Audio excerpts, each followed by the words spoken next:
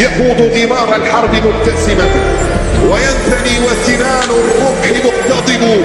إذ زل صارمه سالت مضاربه وأشرق الجو وانشقت له الحجب والخيل تشهد له أنه يكفكفها والطعن مثل شرار النار يلتهب. إذا التقى الأعادي يوم معركة ترك جمعهم المغرور ينتهب. حصاني كان دلال المنايا فخاض غبارها وشرى وباع وسيفي كان في الهيجا طبيبا يداوي رأس من يشكو الصداع. أنا العبد الذي خبرت عنه وقد عاينتني فدع السماع ولو أرسلت رمحي مع جبان لكان بهيبتي يلقى السباع.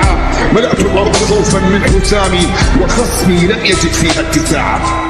والجرح الكبير خلال السنوات الماضية بس هذا مو مقياس. النخل من ينجرح ما يشتكي من الفاس. ما دام اسمنا علم يعني احنا تاج الراس.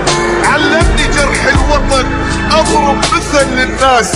الخوة مو بالعدل، الخوة رفعت راس.